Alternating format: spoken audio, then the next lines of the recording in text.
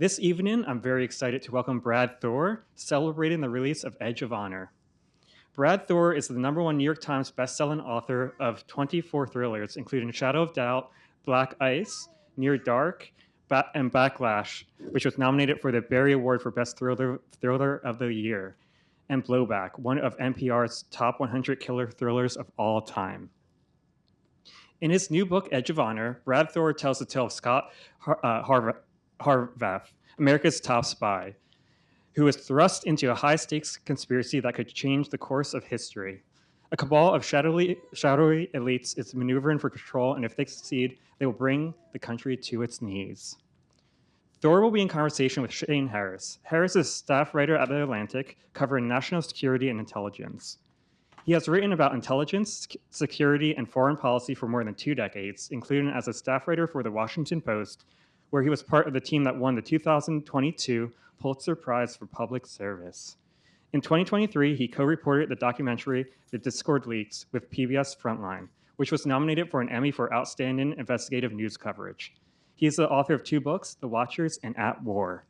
Please join me in welcoming to Politics and Prose, Brad Thor and Shane Harris.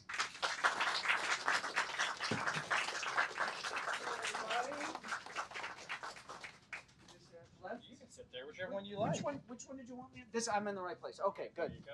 Good.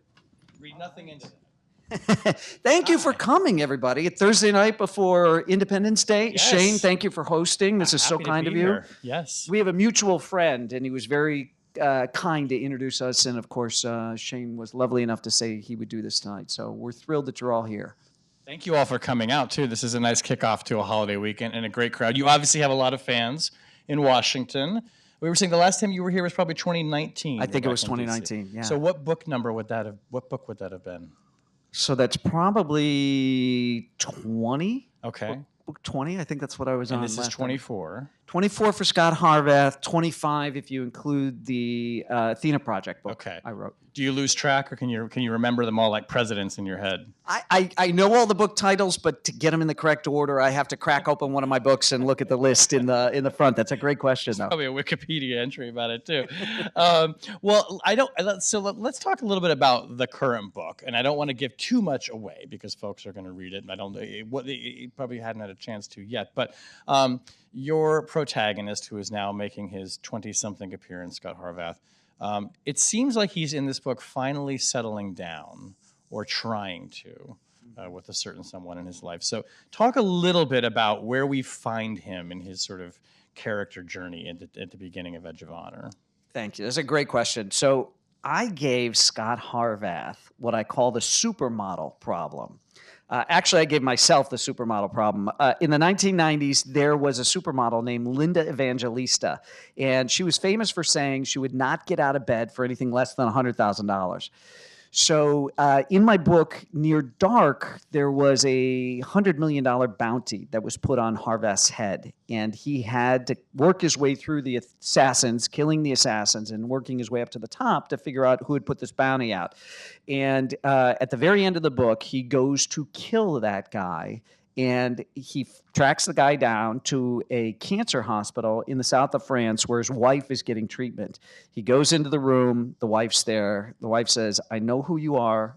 I know why you're here. My husband really is an SOB, but he's the father of my children. Please don't kill him. I'll make you a deal." And I never told anybody what that deal was. And I brought it up later that she said, "I know how to get into his bank accounts. I'll split the bounty with you."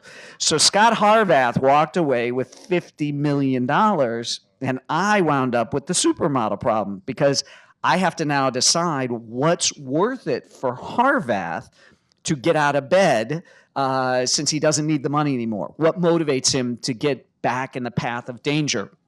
And in my book, Backlash, where the Russians kidnap him and take him over to Russia, I introduced a character that's based on a real-life person here in D.C. Who had a position. He was our SPIHA, and SPIHA is an acronym for Special Presidential Envoy for Hostage Affairs. And so a lot of people didn't know what a SPIHA was. I introduced this character in the book, and he worked the SPIHA changes with each administration, and they work very hard to try to get American hostages hostages returned home. We've done it for the French. We've helped other countries too get their people back. So this person from Backlash who worked so hard to get Harvath back from the Russians, what I thought would be interesting is I've known some people in prior administrations who could not get a security detail after they left the administration, even though there had been some serious threats against them. And I thought, okay, that's what I'm going to do here. Harvath's got this person he owes a big debt to. That person can't get security, thinks he's being hunted by a hostile foreign government, and he asks Harvath to help him figure it out. And that's kind of the ignition for this book. That's so interesting, because one question I was going to ask you is how many of these characters are modeled on real people. And as I'm reading this, and I'm like, is this Roger Carstens? So is that the Spiha person that you Robert O'Brien.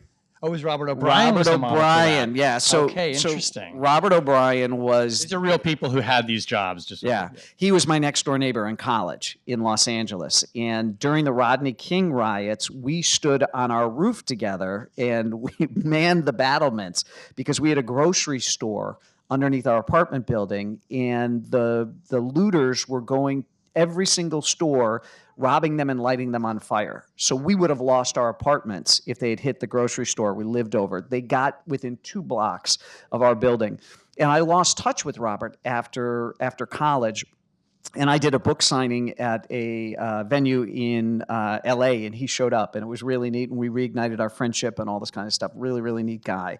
And he said, you know what your books are missing? A really handsome, debonair Spiha character, because he was the Spiha at the time. So that's how I got turned on to that position. Got it. And then later went on to be the National Security Advisor, too. He was the last one in Trump 1.0, stayed the whole time, didn't leave.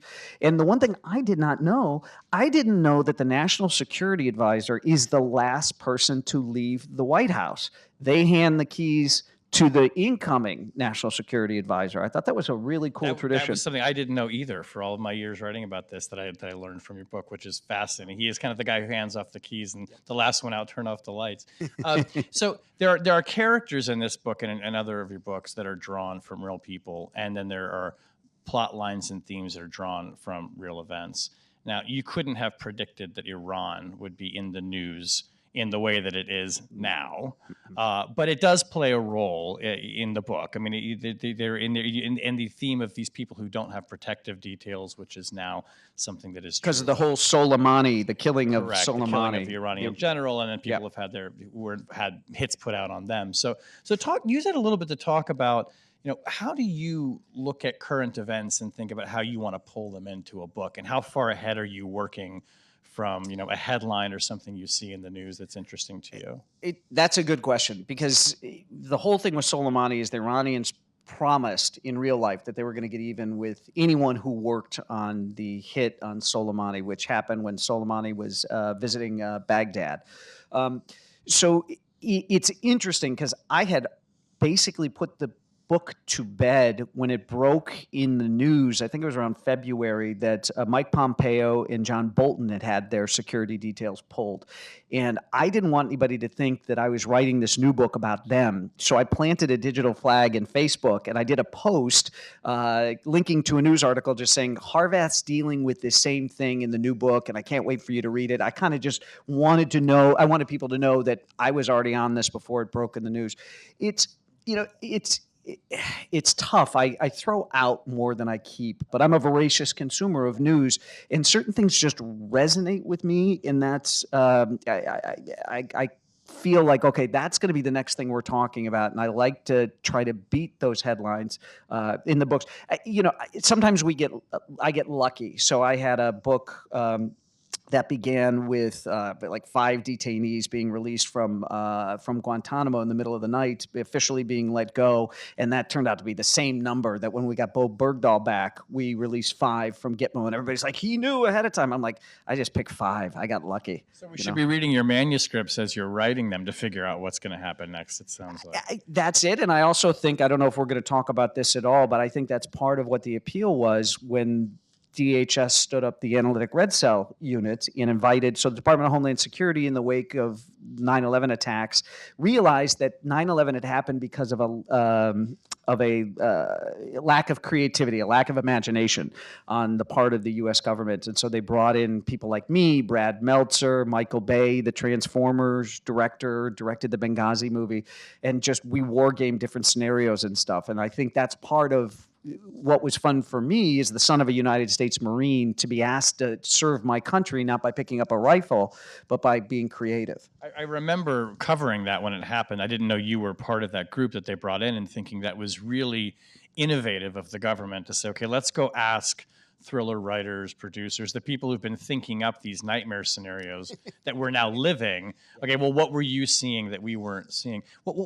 Talk a little bit about that. I mean, what were some of the things that people in that room were telling people in the Bush administration? Look, these are the kinds of things, if you really want to game it out, that you should be thinking could happen next. Right. So if we had all these national security non-disclosure agreements and up to the gills. The one thing that I can talk about, the one scenario to give you an idea of what they did in there that they publicized and we're allowed to talk about, I came up with what I thought was a brilliant but evil potential attack by enemies of the United States, and it happened. Didn't happen in the U.S., happened in another country overseas, and I reached out to my contact and I said, hey, I'm on TV all the time. Can I say that we talked about this?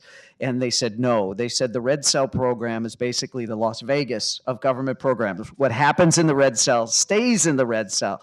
But the one that they did publicize that I'm allowed to talk about is they war gamed what would happen if terrorists decided to take advantage of an approaching hurricane. Because we do a lot of the same things every time. We gather people and put them into centers where we believe they'll be safe from hurricanes. We take rescue equipment, whether those be buses to move people, fire trucks, ambulances, and we'll have a marshalling yard outside the path of the storm, and might terrorists attack those pieces of equipment, that kind of a thing. That's the one thing that you are allowed to talk about, but nothing else that happened in there. Not to give away too much in the book, but I mean, there are, kind of mass attacks that happen in the book and kind of set the plot rolling in the beginning. And one of the things that's really interesting about your writing is that you pay really particular attention to, how the local police would respond. What's the FBI's role? I mean, it's not just the government. There are all these different kind of components of it.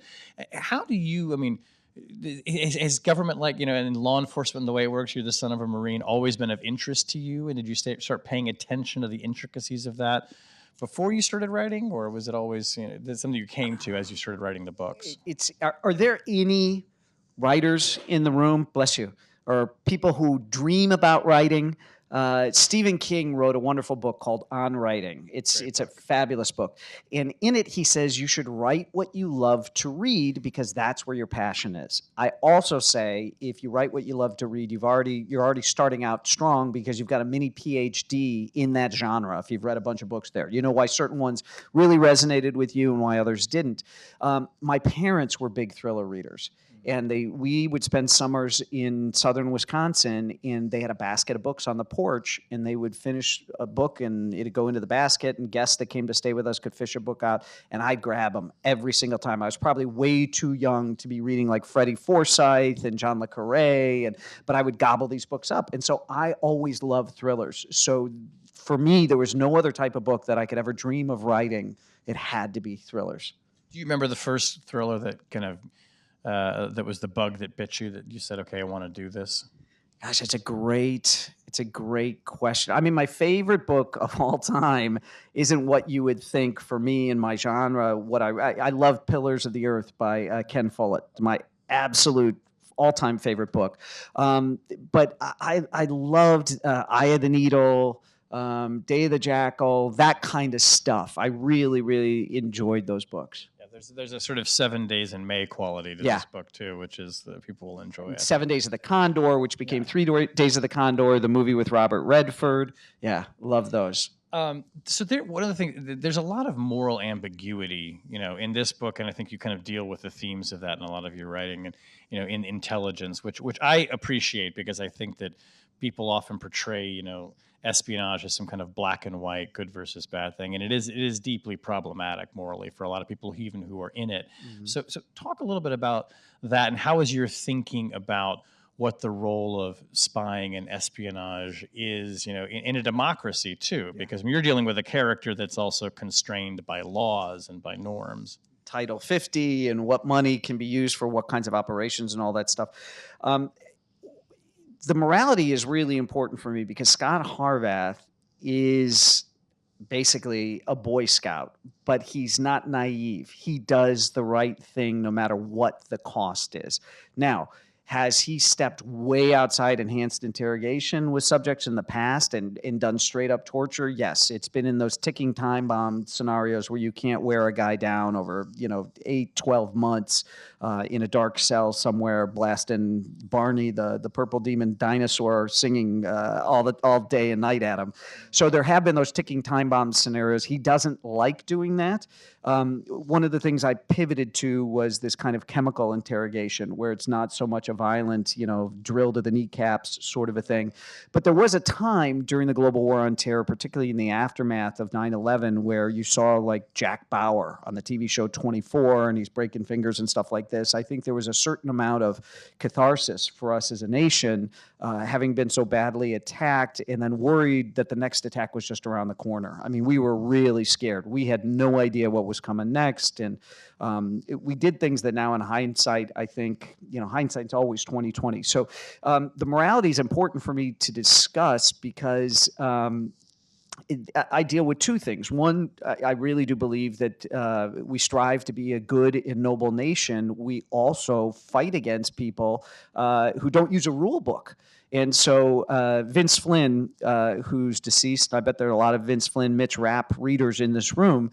Vince used to say, if I sit down in front of you and sign a contract that I'm going to own your car and you don't sign it, is that binding between the two of us? No. I don't get your car. You didn't sign. So I did a lot of stuff. I talked to him about that kind of stuff. And you get these terrorist organizations that are not signers of the Geneva and Hague Conventions, yet we extend the protections and the benefits of Geneva and Hague to them. And so that is a big issue of how do you fight an enemy that doesn't have a rule book. And so part of the appeal of Harvath was, I know Marcus Luttrell, so from Lone Survivor. Marcus is a good friend of mine. His brother's a member of Congress, his twin brother's a member of Congress now. But when Marcus was touring for Lone Survivor, when the book came out, he used to end his talks by basically saying, there's a lot of us that wish you would trust us and then just turn your back, don't look, and let us go do what we need to do. And that, I thought, was a really interesting thing, a very loaded thing, which, if I need to turn my back and not look at what you're doing, what are you doing on my behalf? So these are all things I try not to take a hard stance on anything. But my big thing with Harvath is that if you're going to say, we're going to set Harvath loose, and Harvath, you don't have a rule book, you want somebody with a good, solid moral compass. You don't want to send a sadist out and say, we're not going to hold you responsible. We're not going to attribute any rules to you. You need somebody who's got a good core, but who's not afraid to step outside of the box that we expect people to play in. What is Scot Harvath's genesis for you? How did you think him up? When did he appear to you? So it's a great question. So I always said that I figured Jack Ryan was Clancy's alter ego, Bond was Fleming's alter ego, and I joked that Harvath's mine and he gets to do all the things that my wife won't let me do. And so my wife, if she's in earshot, she pipes up and says, I let you go to Afghanistan. I let you pretty much get to do whatever you want. She draws the line at seducing attractive female intelligence agents. So there's a bright line there.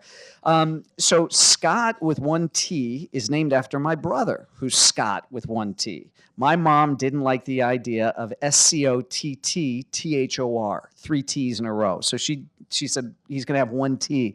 And I had so many people after the first 2 books ask, why does he only have one T? And I had to figure that out. And I said, well, his middle name's Thomas, and his mom didn't want to see SCOTT and then the THO. And his last name, Harvath, we have a very good friend. It's one of my wife's best friends from growing up who works at DOJ processing FISA warrants, and her last name is Harvath. And I liked that last name. I'd never heard it. I thought the Har in there was great. Harvath, I liked it. It was unique. So I took Harvath for his name. to use the character's name. And what's funny is if anybody you meet knows a Horvath, they can't read it as Harvath ever.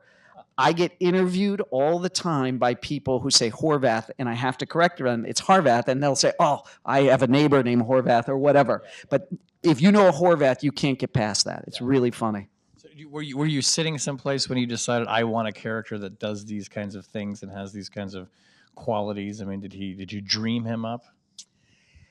I think he revealed himself to me as I was writing him. He wasn't fully formed. He kind of didn't like jump out of Zeus's head fully there. He revealed himself to me as I went forward. But I did want somebody. The first book. So I wrote him before 9/11. So my first book came out in January of 2002, and we had like a literal stop the presses moment because I had talked about Abu Nidal and the stuff that Abu Nidal had done and how he was the worst terrorist in history. And then 9/11 happens, and you couldn't have a thriller after September 11th that talked about all these terrible things in history from terrorists, but never spoke about 9/11. So we pulled the book back and changed it and there's one scene in there where somebody's talking about here's all the things that the U.S. has faced, and I had to throw 9/11 in there. Do you see him in your head when you're writing him? Do you know what he looks like? Do you know how he sounds? Well, here's what's really funny about the sounds. So I've had the same, anybody in here do audiobooks? Okay, so a whole bunch of hands. So on my audiobooks, I've got a fabulous Broadway actor who's an amazing narrator named Armin Schultz. You got to hear Armin. I listened to your book, actually, because I enjoy audiobooks. Well, he's fantastic. He doesn't just do audiobooks, though. Like any actor, he auditions for TV commercials and things like that. Well, one day in Nashville, I was cooking breakfast. I had the TV on behind me, and I heard Scot Harvath ask me about my cholesterol and if I was comfortable with it. And I went, "What?" And I looked up, and there's Army standing in Central Park in a doctor's coat in front of a full-length mirror that could automatically give you your cholesterol score. So when I hear Harvath, I do hear Army's voice because Army's been with me for over 2 decades now. But he's Harvath. The best way for me to describe Harvath is he is kind of a stew of real men and real women that I know who are doing some of this nation's most dangerous business. Very far away from home, often thankless. They don't get recognized. The only recognition they're going to get, and it's not recognition they want someday, is either they're going to get a medal in a very private ceremony. That's great, or heaven forbid they're a star on a wall at Langley because they perished in doing their job. So these are people who are very, very patriotic and not in it for the paycheck. And I say there is no American dream without those willing to protect it. And as I built Harvath, the question I always had was, what does the American dream look like for those who are protecting it? What do they get? There's a very high divorce rate and all this kind of thing. So what does their American dream look like? And that powers how I see Harvath. What about when you're writing? I want to talk about writing process too, and get into some of the details of how you do what you do. But you obviously have a very devoted following, And do you have a reader in mind when you're writing? Is there somebody you're writing to? My wife. Okay. She's my first reader. She has one red pen that she reserves for me. I call her Zorro because she goes through like this and scratches stuff out. She's a fabulous editor. Even my own editor calls her her co-editor. So I'm writing books that I want to read. So I really like short, crisp, cinematic chapters. I like that you can't stop, that there's a cliffhanger at the end, and you're like, oh, just one more chapter. In fact, the warmest welcome I can ever get on morning TV or radio is, ladies and gentlemen, coming up, this gentleman is the reason that I didn't get any sleep last night. That's the best way to set up an interview with me. So I'm writing for myself to a certain degree. But I know my wife's going to read it, and she's very well read in the genre and everything. So, but there isn't one single person. It's just it's the way I want this book to be engaging. And I realize I'm in show business. There's 2 things I know: is that I'm competing against doing this with your phone or streaming binging some show. That's number 1. Number 2, I tell people I don't work for Simon & Schuster. I work for all of you. You're my bosses. As long as I'm making you happy, I have a job. So when I come out on the road and do book signings, this is my annual performance review. I want you to leave me 5 stars on, on Goodreads or wherever it is that you rate books. That's very important. It must be. I mean, it's hard for writers. Man, I know this is true for me, for journalists in general. You know, you're always wondering what people are thinking, and you're wanting the feedback. But for someone like you, who is immersed in, you know, one book for probably basically a year at a time, it's probably very isolating. You're not. Maybe your wife is giving you feedback, but you're kind of just writing into the void a little bit, aren't you? I was. It's like my house is bugged. I was just saying this the other day that you write an entire book, you don't know if it's any good. You've been writing in isolation, and then you put it out in the world. And my wife reads it first, my agent, my editor, and so I'm not full. My dad was a Marine, my mom was a flight attendant for TWA, and they said, listen, even if you push a broom, you be the best damn broom pusher in the world. And so, even though I'm 25 books into my career, I pride myself on that whole year that I'm writing. I read books on writing. I'm constantly trying to get better. I'm tinkering, turning little screws. You may never notice it, but I do, because I don't want to take for granted the support that you give me, the trust that you've put in me. So I work really, really hard. The harder I work, the more risks I take with the book, which makes me even more uncomfortable. When I'm uncomfortable, that normally means I'm doing something right. But I don't know until those first reviews start coming in and I meet people who've read the book and really enjoyed it, or they show up on Facebook or Instagram and say, I love the book. I don't know. And so you're right. You are writing into the void. You have zero idea until it gets into the hands of the most important people, the readers. So what does your day in the life of a writer look like? I mean, how do you proceed from the moment you wake up and go to work? So I'm a exercise person, so I'll get up, I'll work out, I'll have breakfast. Both my kids are out of school now and out of the house. One that's going to grad school, and the other one's away at college. So we have the empty nest now. But it still is important. I always wanted to be home for dinner when I could. As I got closer to the deadlines, my family was so supportive. They would make a tray and bring it to me so I didn't have to leave my office. And so I wouldn't feel bad about breaking away from work and stuff like that. They were always very, very understanding. I had a lot of support. I say what I do, it's a family business, and my family was wonderful all the time. So get up in the morning, work out, have breakfast, go. I try to treat it like a job Monday through Friday. You know, it's 8 to 6. I'm home in time to do a couple things, sit down at 6:30 for dinner. And as the deadline approaches, that slides. And sometimes I'm working 7 days a week to just get the book turned in. Do you find how there are just like some writers, myself included, find there's probably a point in the day in which the gas is running out of the tank? You know, like I can sit down and maybe write for 3 or 4 hours at a stretch if I'm deadline, maybe 5 or 6. But at some point, you got to start breaking up the day, and it's just there's no juice left to squeeze there. That's very true. My problem is that my tank doesn't kick in until the afternoon. Oh, interesting. So you're an afternoon writer. Yeah, I'll get there with the best of intentions, and I'll tell myself, only so much time on the internet and that kind of a thing, because the internet's one of the greatest and one of the worst things to ever happen to readers. Hey, KB. So yeah, so it's but I very much come alive in the afternoon into the evening, and when I'm on dead, I can waste time in the morning. Writers have incredibly clean closets and all this stuff, all the procrastination. You do all these other things, but write. Yeah, I think Emma Thompson talked about writing screenplays and taking breaks to go vacuum her whole house. You do find these ways to interrupt the day. Do you have the book mapped out when you start it, or are you researching it and thinking it up as you go? So this is a great question. So we say that there's 2 types of writers.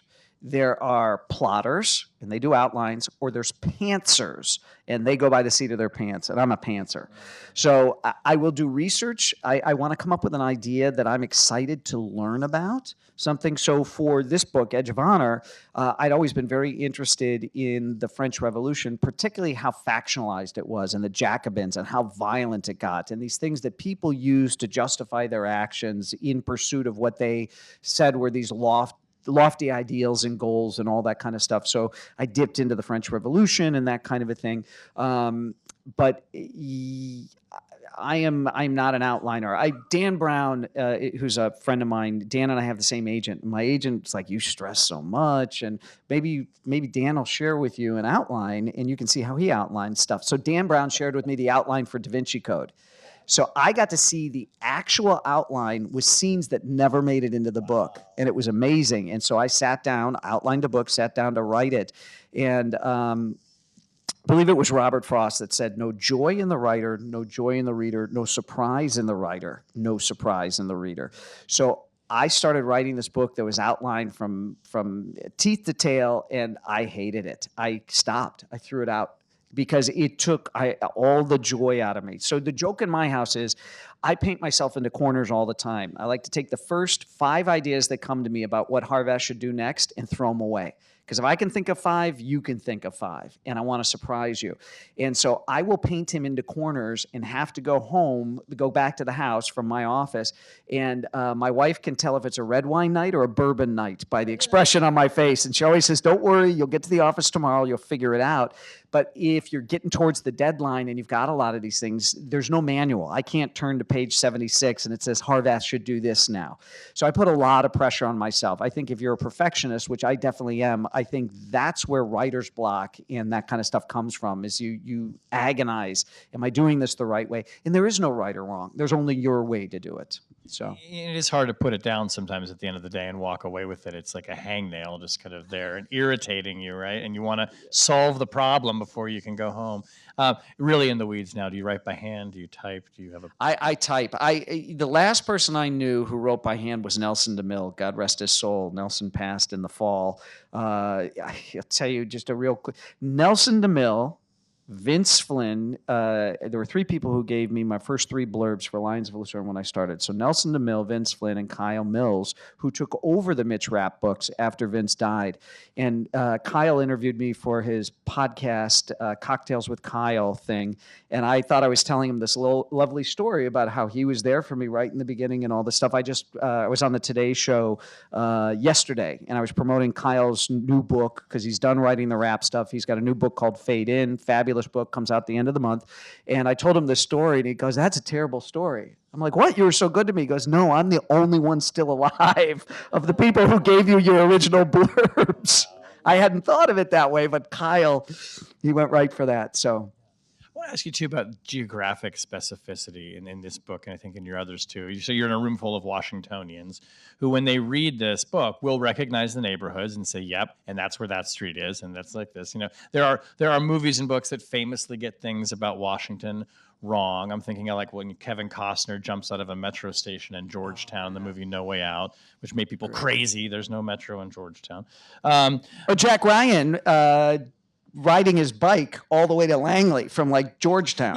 Yeah. Or even like, I mean, your friend Dan Brown got a few points of geography wrong in some of his books about our fair city. But you got a lot really specific and quite right. And I'm curious about your interest in doing that. I mean, like, are you trying to, like, why is it important for you to sort of get things down to the block even correct? Because most people will read this book and have no idea, you know, where Calvert Street is and what Woodley Park is. But somebody is going to know. And that's why it's important, because so we have a deal.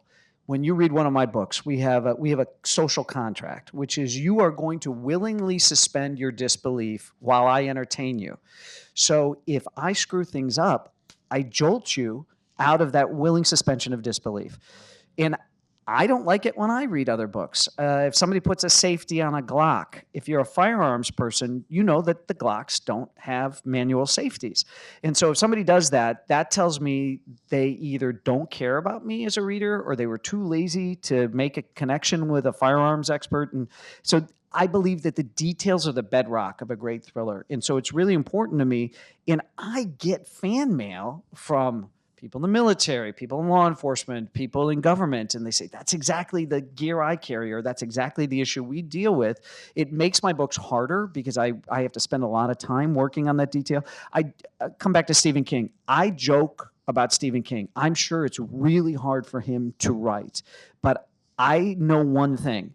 Stephen King can talk about taking a dead cat and putting it in some evil pet cemetery and the cat comes back, but I can't give Navy SEALs laser guns like out of Star Wars. I have a box that I have to operate in. I have certain rules that I have to maintain, and I have to know what those things are and to abide by them. There's kind of rules to my universe, if you will, because it's different than what Stephen King does, but I like to draw that comparison. Yeah, and that is another point of authenticity, I think, is that, Scot Harvath is not, a superhero in the sense that he has weird Q technology available to him. He's using really tactical stuff in this and often kind of cutting edge technology. Where do you go to research that? I mean, how are you finding out about the gun, the rifle, the drone that's being used? Do you have sources that you go to or places that you trust where you can read up on this? I do. I'm very lucky that, like in any other business, you develop a network of people that you do business with. And I'm lucky that I've developed a network of experts.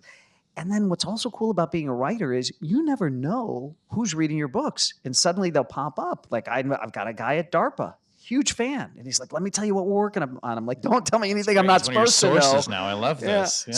So that's really fun. I had there's a bourbon that I really enjoy. But I've only had it like at Dave Ramsey, the financial guru's house, because it's so expensive, this Pappy Van Winkle. And I put Pappy Van Winkle in a couple of books because I think Pappy's cool. It's very exclusive and everything. I had no idea that Preston Van Winkle's a huge fan of my books. So he tracked me down and said, want to send you something. And he sent it. And it was a beautiful bottle of Pappy Van Winkle. And I called him and I said, thank you. I said, this is really nice and everything. And he said, listen, I'm only going to ask for one thing in return. And I'm like, okay, so there's strings attached to this bottle. I'm like, I thought I was getting a 15-year-old bottle of bourbon. And he said, can you please have some of the good guys drinking my bourbon? Because it was always the wealthy bad guys that I had. I mean, it's, some of these bourbons are $5,000 a bottle, and I couldn't have on the salary of Scot Harvath and his teammates. They couldn't afford it, and then I created something that was on their private jet that they would use. They call it the bribe box. That was full of stuff they could bribe customs and passport officials with when they landed the plane in different countries. And one of the things in there was a bottle of Pappy. So I eventually worked it into the hands of the good guys. But that was kind of a fun story. It's good to know. If I write a novel, I'm going to have somebody be like a fan of Screaming Eagle Cabernet or Chateau Yquem or something. There you go. And then just wait for the shipment to roll in. Talk a bit about, like, this is a competitive marketplace that you're in too. I mean, there's a lot of different writers out there. I mean, you're probably friends with some of these writers. I mean, who are the ones that you admire? And how do you think about, like, making your books distinct? Because, I mean, obviously they have huge appeal, and you've been able to do this now 24 times. So how do you kind of think about yourself in that universe of writers and that are your peers? So I've got certain things I think are hallmarks of my novels. Action on page one. There's usually a big geopolitical set piece of some sort in the background. The way I write it with the short chapters, that kind of a thing, where it's easy to pick up, hard to put down. First of all, I don't read any fiction while I'm writing, particularly of my contemporaries, because I don't want to accidentally absorb any of their ideas, their voice, anything like that. So it's like having a dangerous ingredient when you're cooking. That's not allowed. I don't read any fiction that's in my genre. I may read fiction, but not anything in my genre. So that's how I kind of stay separate. But I think everybody's just got their own style. So I came up with two wonderful guys, Steve Berry and James Rollins. I've always been big fans of theirs. And it's funny because it's like Steve Berry does a little bit of history, a lot of history, a little bit of science, and James Rollins does a lot of science, a little bit of history, which is fun. And they're super nice guys. I've known them for over 2 decades. So, and I still go back. I'll read like old Alistair MacLean books, Where Eagles Dare and stuff like that. The Guns of Navarone, I'll go back. Ludlum. It's my dad used to joke that he thought Clancy got paid by the word because his books were so thick. And so I studied people who did very well, and I realized that Clancy would spend 10 pages, I'm exaggerating, but telling you how the guidance system in a missile works, and you don't need to know. You don't need those 10 pages. For me, there's a special forces team that are on the ground shining a laser that you can't see with the human eye that the missile can see against this guy's house, and that's how the missile's going to find it. And you do that in 2 sentences. Yeah. I love Tom Clancy, but it is one of those examples, in my opinion, of sometimes the movie is better than the book. And I maintain for Red October, one of my favorite movies of all time is better than the book, which is not to say the book is bad. In about 5 minutes, I'm going to ask people to come up here with your questions for Brad. So be thinking about that, and I'll kind of give you a cue, and we can line up at the microphone here. But a few more questions for you before we do that. Do you have a favorite book in the series? That's a great question. And I've got such a pat response. It's like asking somebody, do you have a favorite child? Which I don't have a favorite child. I've got my daughter's sitting here in the front row, so I just winked at her. All of them take so much. So what really is my favorite is the next one I'm working on, because that's the one I'm most excited about. So right now, that's the one I'm researching. And we've got a TV deal for Harvath. So Harvath is going to be coming to the small screen, which is really, we're excited. It's our director is the director of the John Wick movies, Chad Stahelski. Chad's going to do Harvath as his first television project. So that's really cool. Our writer and showrunner is a fabulous guy named Steve Lightfoot. He wrote The Punisher on Netflix, 2 seasons of The Punisher. He did Hannibal with Lawrence Fishburne and Mads Mikkelsen. God, which was fantastic. Love that show. Love that. Yeah, we're big fans of that in our house. He took a fiction book called Behind Her Eyes and adapted it for television. It's a great thriller with Eve Hewson, who's Bono's daughter, in the lead. I believe that was at Apple. So anyway, great team. Howard Gordon, who was the force behind 24 and Homeland, is one of our executive producers. And then we have this lovely couple, the Reddicks, and they found the book Black Klansman, about the black detective that infiltrates the white supremacist group, but he can't go to the meetings because he's black. So he has to send another cop to go, and then he did Get Out with Jordan Peele, and they did Day Shift with Jamie Foxx at Netflix. So we have not just an A team, but an A+ team, and so we're really excited. How did it take this long to get the right team assembled for you to feel okay doing this? No, I've kissed every frog in a town of beautiful people like LA. I've kissed every frog out there. We've had so many options. And the reason I spun into the TV thing, and you asked me a favorite book, and I said it's the next one I'm working on. And because we hope to start location scouting and casting in the fall, there's even more pressure for me to get next summer's book done, because I want to spend every moment on the TV show. I want to learn every single part of it. I want to sit down with the people who pick the music. By the way, I read the pilot script and I texted the writer. I said, you did an amazing job. I said, you only missed 2 key elements in your pilot script. And he's like, what do you mean? I mean, he poured his heart into this. What do you mean I missed 2 things? Harvath, didn't he? No, no, Steve's good. He didn't. I said, well, first of all, Harvath loves funk music, so you've got to get some sort of a funk music song in there to show that he loves it. And I said, the second thing is if that guy Stephen King can make a cameo in every single one of his projects, I want a cameo. And he said, okay, I'll get both of those fixed for you. Okay, well, then the other big question, who's going to play Scot Harvath? Who do you want to play? So this is a great question. So our first season is going to be a bringing of Lions of Lucerne up to present day. So that story, we're freshening it up to present day. So we are going to be dealing with an actor who can play 25, 26-year-old Harvath. I don't know who that is. I don't know enough actors in kind of their early 20s to early 30s who can play in that role. So that's what'll start. But I can't make the announcement. I can't tell you where you're going to be able to see the Harvath series, because we have to write episode 1, episode 2, and then give the entity a detailed outline of the other 6 episodes. And then they'll say, you got it. We're going to greenlight you and you can go ahead. It's like you don't talk about pregnancy until after the first trimester. That's kind of the thing that's our shorthand here. We can't tell anybody we're pregnant yet. So. Well, I'm glad you shared the news with us tonight. That's really exciting. Okay, so now let's open it up to fans of the author here. There's a microphone right over here. Right behind this column. Don't be shy. Come up and ask a question if you like. Does anybody want to kick us off? If not, I'll ask one more question. Don't be shy. Some of you must. Or you can shout it from the back, and I'll repeat it. You don't have to get up. Come on up. You break the ice. Yeah, look at this guy. You're very brave. Yes. Yeah. We're recording it, so it's good if you can ask the question this way. That's a good point. Oh, you're recording? I'm going to sit down. So I'm Chip. We met at the Norwegian party. Oh my gosh, and, Chip Muir. Yes. Yes. Did your dad yes. get the book? He did, and that's why I wanted to make sure I was here because it was the best thing that's happened to him in so long. Oh, and I'm he so called me glad. up. I just got a package at the garage door. Guess what it is? And I said, what? He said, it's the book from Brad Thor. I can't believe it. So what you did for him, just you're a great guy for doing that. Chip, thank you. I really do appreciate it. So my question, because we've shared about geopolitics, actually about writing, geopolitical issues are happening all over the place. You have to filter all them out. When you're thinking through, how do you put one man into a geopolitical event to turn it, knowing how big the issues are?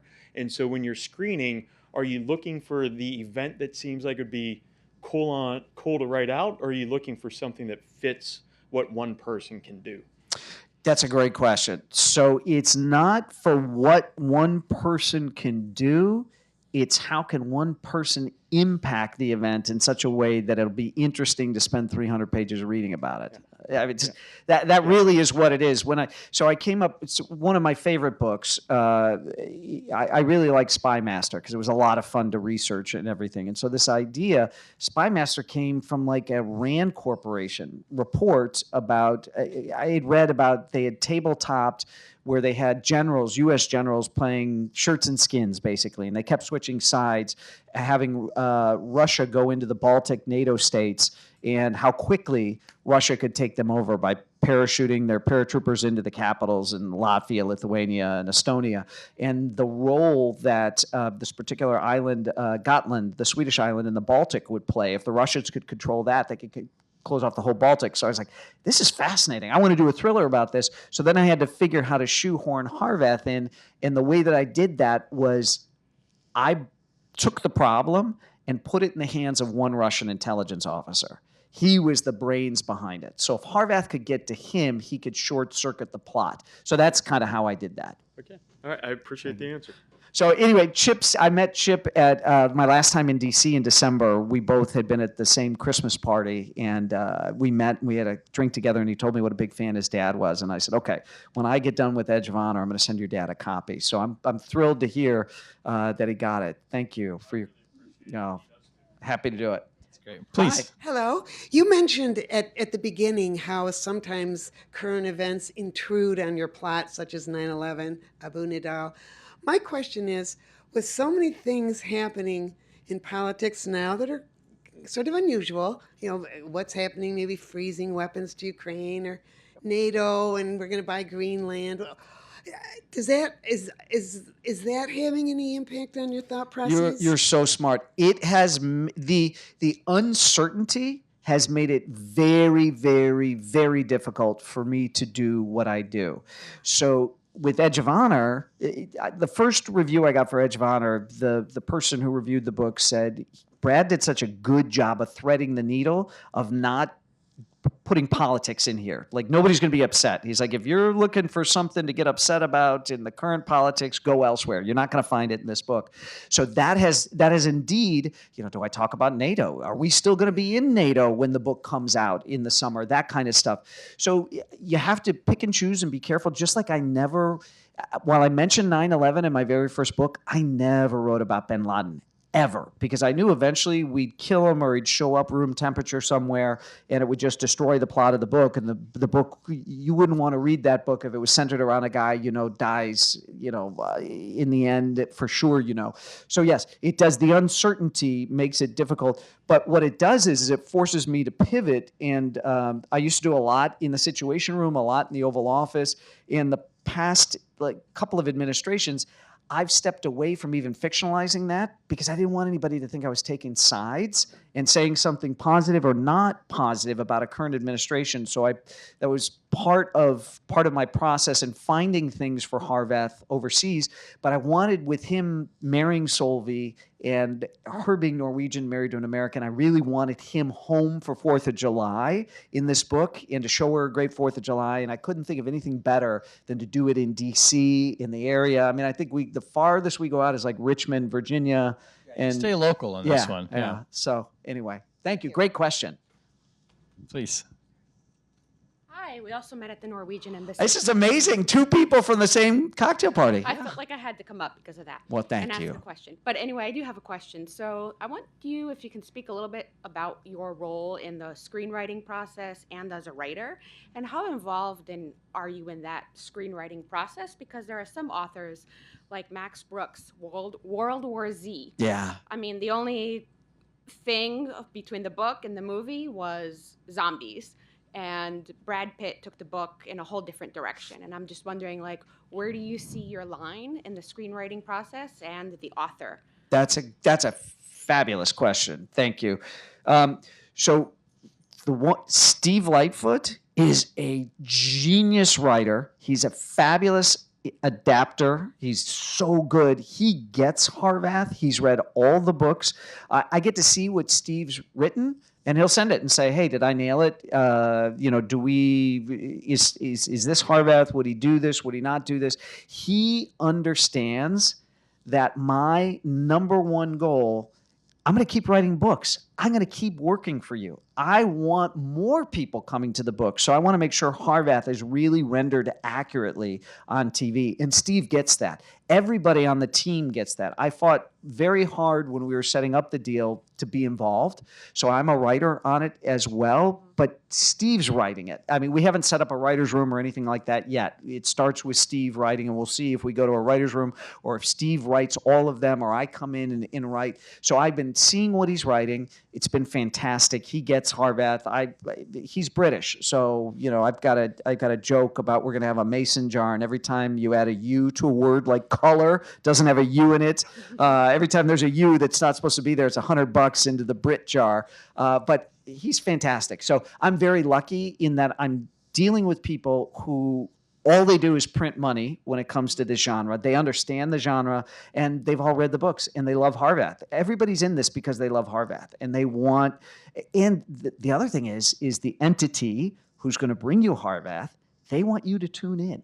So they know that if they can be as true to Harvath as possible, you're going to watch, which is good for them, and you're going to tell your friends, which is even better for them. So everybody's pro Harvath. So yeah, so I'm sitting on the side. I'm not doing the writing at this point. It's Steve. It's all Steve, but he's so damn good. He's so good.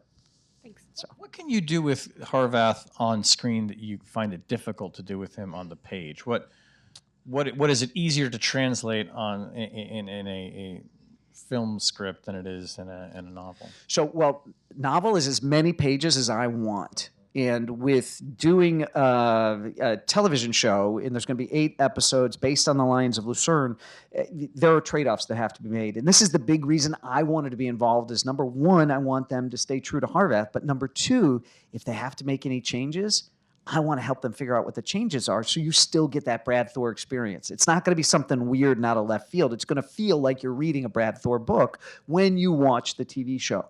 And so that's what I've championed the whole time there, and they get that. And so normally, because writers are such weirdos, particularly novelists, they don't want the novelist. They're like, here's your check, go away, we'll give you tickets to the premiere, we'll see you in 18 months. But I fought really hard to stay involved with the process, and I'm the one. So the Reddicks, the producers, the Reddicks, first came to me and said, "We want to do this," and they said, "Who do you want to direct?" And I said, "Well, who do I get to choose from?" They said, "Pick any director you want." I'm like, "I want the guy that directed the John Wick movies." And they're like, "We'll get him," and they got him. And they said, "Okay, now we're going to have to bring on an executive producer who really knows TV. Who do you want?" I'm like, "Anybody." They said, "Brad, we got you. Chad Stahelski, who directs John Wick. Go ahead, try to stump us." I'm like, "All right, I want Howard Gordon that did 24 and Homeland." Boom, got him. So, I mean, these people are so cool, and they're so respectful of my body of work and Harvath, and they're just pros. These are not people you normally think about or hear about when people tell terrible Hollywood stories. They've all got families and kids. They're just lovely, lovely people, and I'm so lucky to be working with them. That's fantastic. It's That's unheard of. not the story that you normally get. Does anybody else have a question? Yeah, please.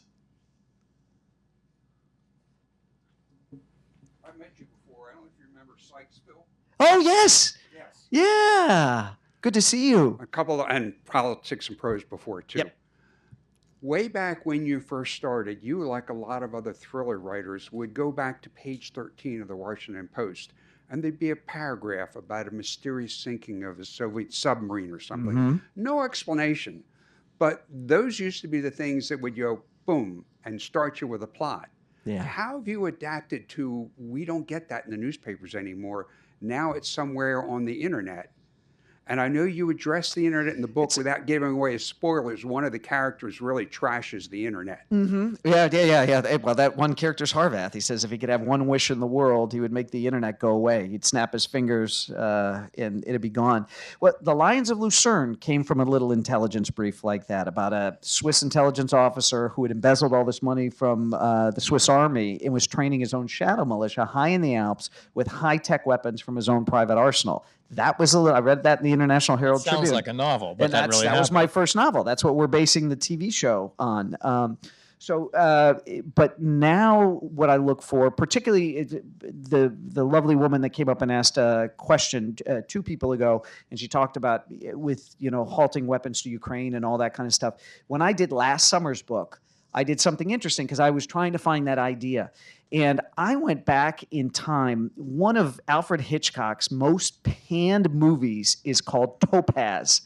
And Topaz was based on, there was a Russian defector in the 60s that the CIA got, and he told them, he said, listen, here's a big piece of intel for you. The French government is shot through with Russian spies. And everybody here was freaked out during the Kennedy administration, and they didn't know who they could trust. So Kennedy wrote a letter, gave it to one of his most trusted aides, and said, go over to the president in France, have him read it while you stand in front of him, and then take the letter and bring it back to the U.S.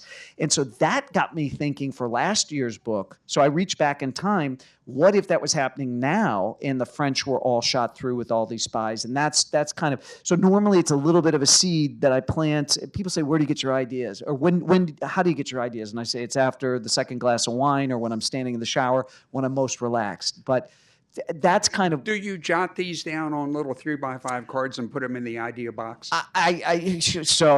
Steve Barry, or no, James Rollins used to clip newspaper clippings and put them in a box. He called it his idea box, and he would say, "Okay, gods of creativity, give me an idea now," and that way he'd claim that's how he would get his new book. So I do collect stuff because I'm such a voracious consumer of news. I collect stuff throughout the year, and I run files, just folders on my computer, and I keep stuff, little clippings and things like that. So yeah, it's tough. You never know what's going to spark, but when you hit it, you know you've got something good. And so that was my issue now, was the supermodel problem. As I said, oh my gosh, I don't know what I'm going to do with Harvath now that he's got this bounty. And I thought, okay, if I'm having trouble figuring this out, that would probably make a good book, because if it's easy, it's not going to be fun for me. And it's not going to be as interesting, I think, for you. If it's tough, there's an old saying, which is easy reading is damn hard writing. And so I know the harder it is, probably the better the book. So thank you. And good to see you again. Good to see you. We are about 2 minutes out from our time, so I'm going to take the prerogative and ask you one last question. Okay. If you were not writing these books, what would you be doing? Well, so I was in television before I became a writer. I had my own travel series on public television, coast to coast. I loved that. I think that's one of the reasons that international locations feature so prominently in the novels. So I would probably still be an independent TV producer trying to produce shows. I was trying to do stuff for Discovery Channel and things like that to get off of public television and to get into that juicy gravy train over at Discovery Channel where I didn't have to chase the dollars. Public television was very good to me, but you had to do double duty at public television because you had to raise the money for your production. In addition, I spent more time going after money than I did producing my shows, and I had to travel for my shows to Europe. So it was really cool. And I always dreamed of being a writer ever since I was a little kid. It's what I really wanted to do. So I would likely still be in television. Well, I think we're all glad your TV career did not work out. Thank that you. your new one hopefully will. Yes, thank Brad, you. thank you very much for being here with us tonight. And thank you for hosting. This was so nice, Shane.